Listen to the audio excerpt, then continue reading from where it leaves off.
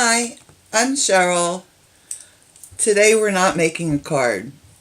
We're going to do some prep work instead and make some watercolor paper that we can use later on in making cards. And what you need is I have a little jar with water in it here, a nice wide paintbrush.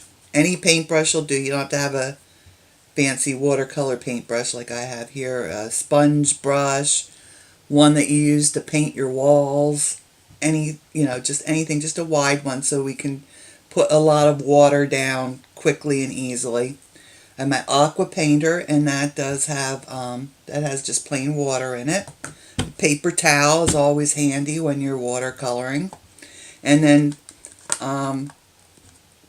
we need something, we're going to use our reinkers, and we need something to put the ink in that will be to use as a palette. And these are the plastic containers that my blocks came in.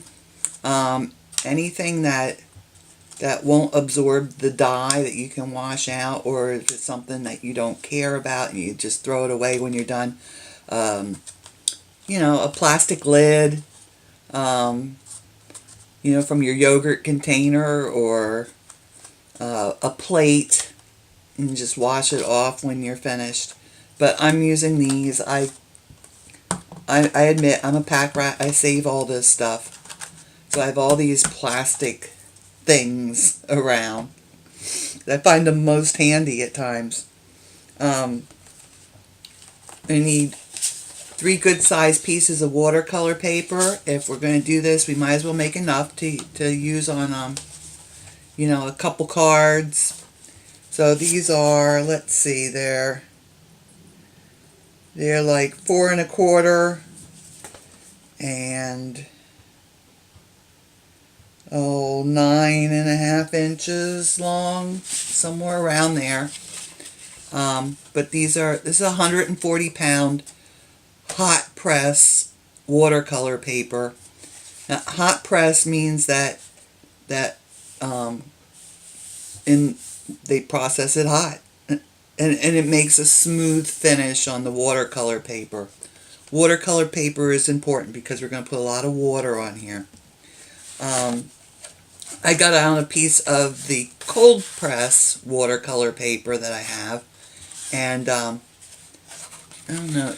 Nah, I don't think you can see it, but there's a definite texture on it. Stampin' Up! Sells a surprisingly nice hot press or cold press watercolor paper, and this is also 140 pound, as well as the paper that Stampin' Up! Sells. And then I have a bunch of reinkers. And I've been telling you, when you get your stamp pads, if you can at all possible, get the reinkers. Well, we're going to use the reinkers today. And I've got 3 different groups. One's a green colors. I have garden green, wild wasabi.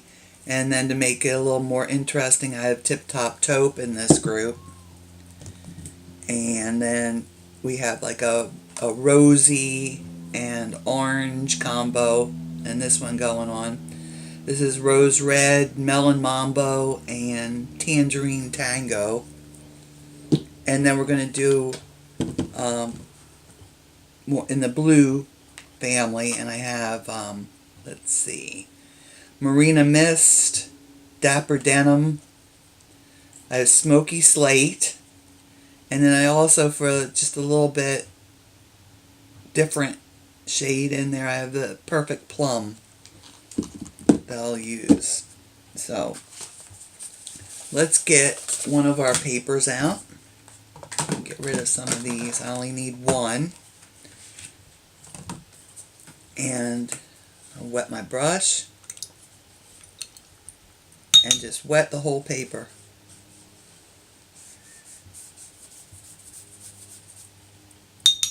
You want a good amount of water on there. Let's see if it shows up. See how it's shiny? That's how wet it is. Okay, and let's start with the blues. I'm gonna put a couple drops. Well, Perfect Plum, I think I'll just put one drop out. Oh, got two tiny ones. If I need to put more out as I'm working, I can always add more to it. No need to be wasteful, right? That's my Smokey Slate. And Dapper Denim.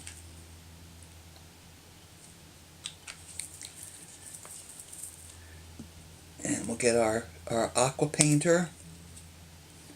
And let's see, I'll start with, what color was that? Marina Mist. And my brush is fairly dry. It has a little bit of water in it, but we have our water on here and we can add water. And we're just going to put just big blobs down. Yeah, I think I'm going to need more ink down on my palette. So let me quick do that.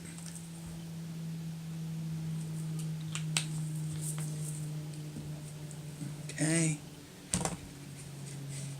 We want it to go out to the sides. Different color variations in there.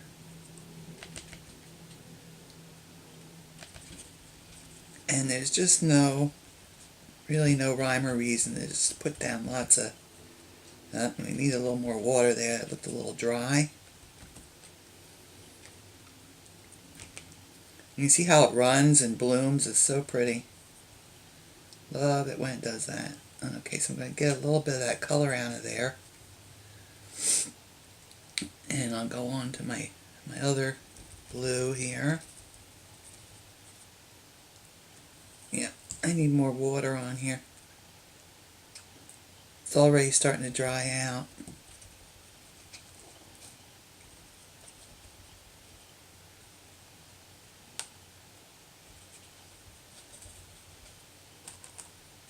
Watercolor paper is made to absorb water, so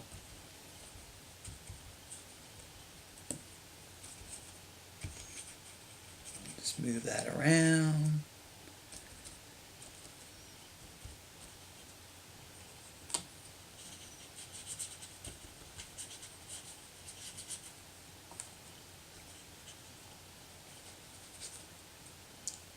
Give it a little more water.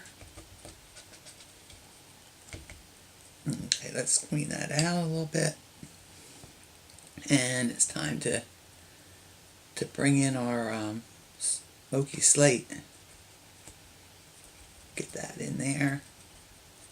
Get some colors moving. And these are all colors that will coordinate, so they blend together nicely. That's one thing you want to keep in mind. If you use colors that are from different families, say I was using the Perfect Plum and I had a green out here, you want to kind of keep them away from each other because they make a nasty brown, muddy brown color. The same with orange and blue. I want to get more that Smokey Slate in there. I like that. It mixed in there with the blues. Put another drop or so out there.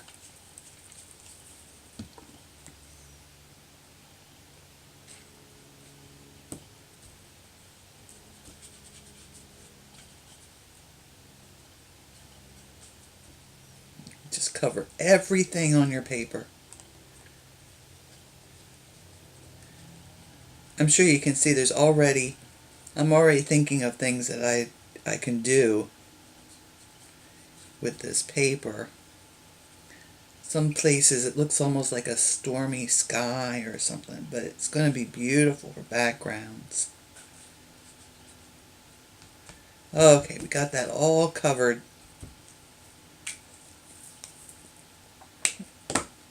And I'm just going to set that aside for now. Let's see. Just got lots of all different interesting areas on there. Now,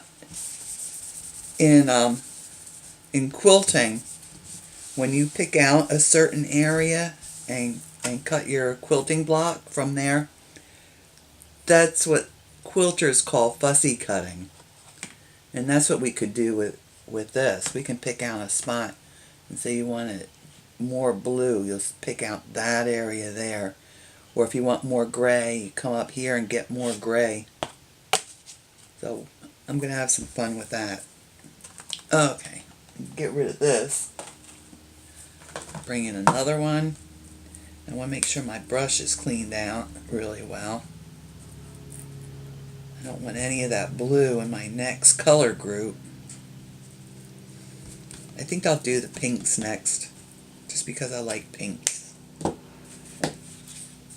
Get some nice rosy colors in this mix.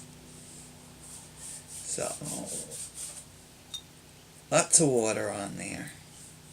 Get it good and wet.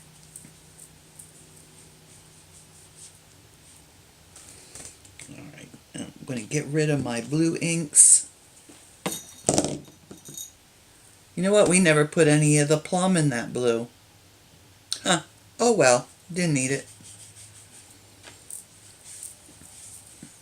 It was exciting enough with just the gray. The Smokey Slate color in there. Okay. Now, this is rose red. I'll put out a good... I'll put 4 drops of that out, because I like that color. Melon Mambo, the next one. I'll put a couple drops of that. And our Tangerine Tango. This makes a very nice color combination. I tried this one already. The blue was a surprise. I wasn't sure exactly how that was going to turn out. But that's... Let me make sure my paper is nice and wet. And if it bows up on you like this, for this technique, don't worry about it. It'll just make the water or the colors run, and that just makes it more interesting. If you're watercoloring something that you want to stay within the lines somewhat, you would want to tape this down. Here's my rose red.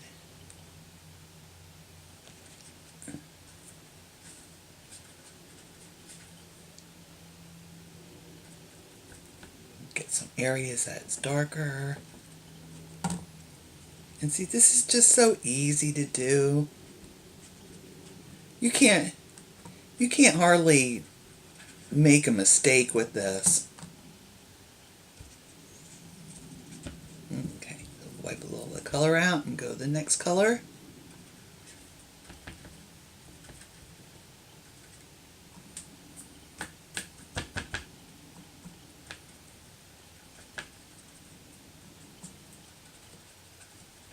Remember, your colors will dry just a little bit lighter. So while this looks pretty vibrant right now, it will mellow out a little bit.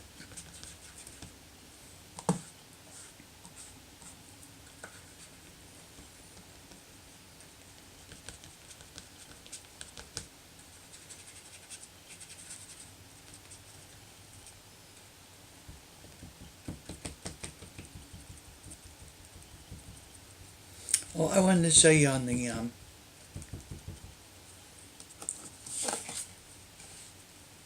on this paper too, how that ends up looking. Let me just do a little swipe here, get that good and wet.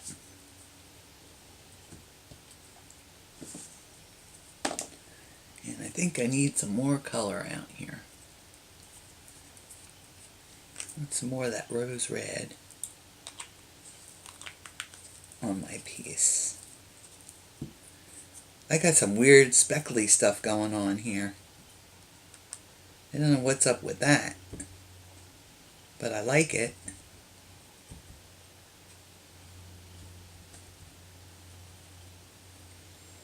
Okay.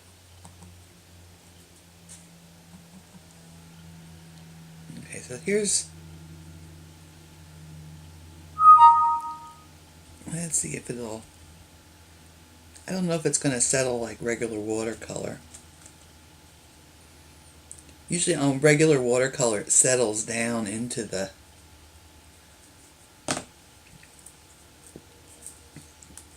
all the little nooks and crannies.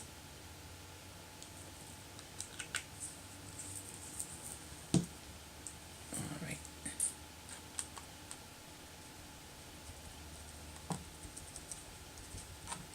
Keep going on here.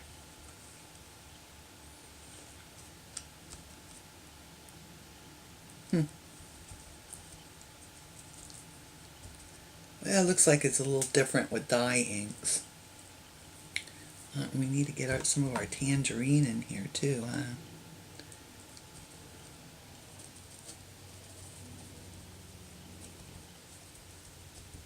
Let's get that in there. We'll leave some areas not tangerine. We're going to keep it all pink colors.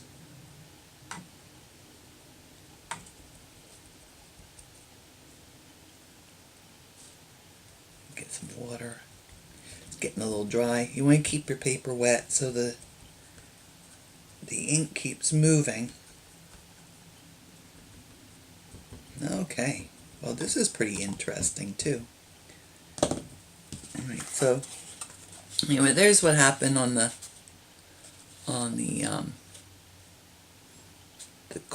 cold press paper. It's actually not too different, I guess.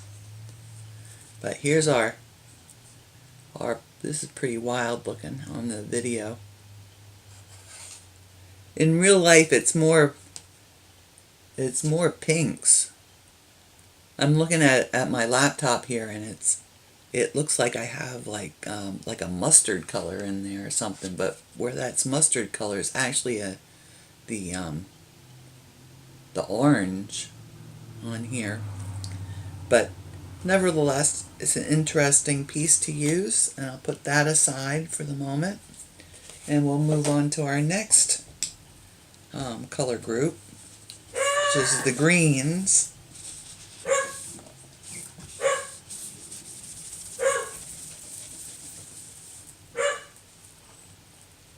And let me get my brush cleaned out, because I certainly don't want any red in there.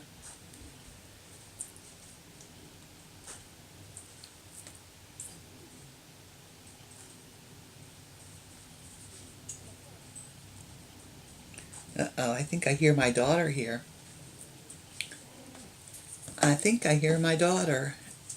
And she'd be bringing my little grandson with her. Because they're kind of attached. He's not quite a month old yet. So let's get this green down here. Let me just call out to her. Excuse me, just a second. Kristen, I'm videoing. I'll be out in a minute. Okay.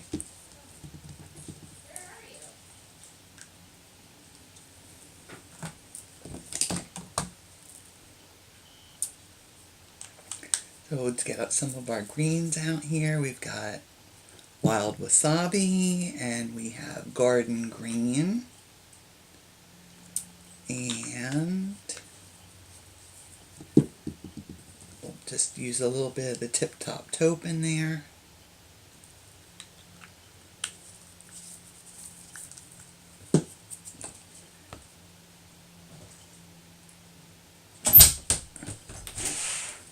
Oh, there. Uh-oh, she found me.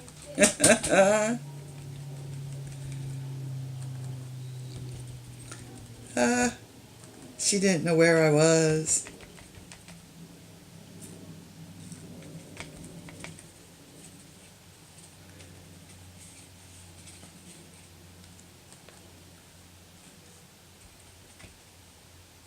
And, oh, this is pretty. Let me wipe that out. We'll use some of the other colors. That would be our garden green. Wow, this one's moving a lot better than the other ones even did. There's some great green stuff going on here.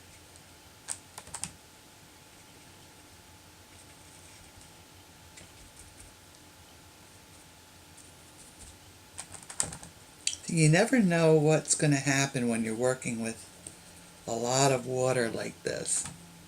You can get all kinds of pleasant surprises. Well, sometimes not so pleasant. But in this case, this is a pleasant surprise how this all moved out like that and just bloomed all over the page. Okay, now I'll wipe that out and add a little bit of our tip-top taupe in there.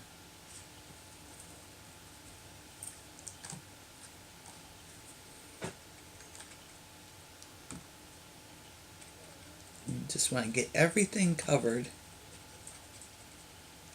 So any place you see a little white, just dab a little color in there. Doesn't have to be real dark. And there we go.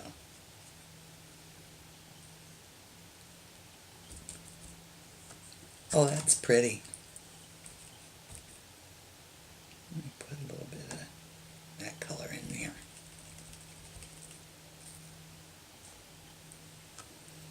Alright, so there's our green. So I'm just going to put these aside and let them dry. And I'm going to go hug my grandson. And if you all like this video, be sure to hit the like button down below. If you want to see more of my videos, hit subscribe. You might want to do that because I'm going to use some of the these papers in some cards. And if you want to shop with me, you can do that through either my Facebook page or my website. So y'all take care, stay safe, and happy stamping.